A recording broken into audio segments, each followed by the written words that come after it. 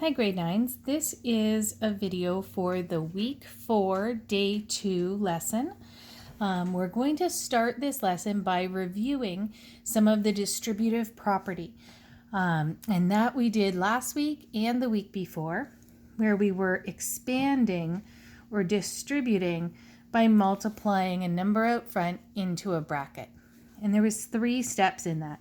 The first thing we wanted to look at was the signs. The second thing we wanted to look at, so we always figure out the signs, whether it's going to be positive or negative first. The next thing we look at is the number part.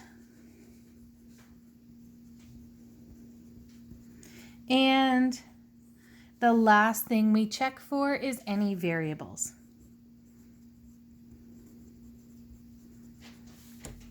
So with my first example, I have 4 times 3x plus 5.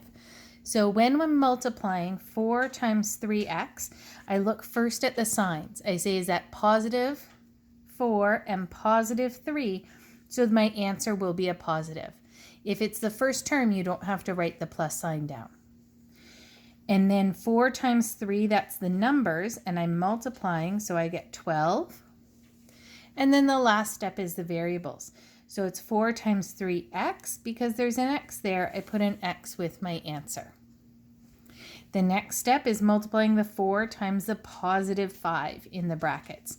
So positive 4, positive 5, check your signs. Positive and positive will give you a positive answer. And 4 times 5 is 20. There's no variables with the 4 or the 5, so then that one's done. The next example here, 3 times x minus 6. Remember, when you're multiplying 3 times x, if there's no number in front of a variable, you can always just put a 1. So I'd squeeze a little 1 in there to remind myself. So now 3 times 1, positive 3, positive 1 gives me a positive answer. And 3 and 1 multiply to 3. The last step is the variable. I do have an x there.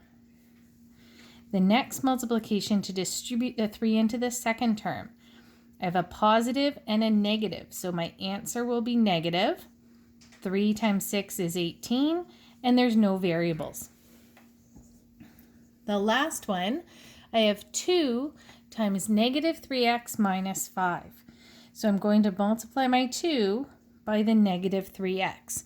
Positive 2 and negative 3x, I get a negative answer. 2 times 3 is 6, and my variable part is an x because there's an x with the 3. Then I'm going to multiply 2 times negative 5. Positive 2, negative 5 gives me a negative answer. Positive and negative gives you a negative. And 2 times 5 is negative 10. There's no variable with this because the 2 and 5 are both just numbers.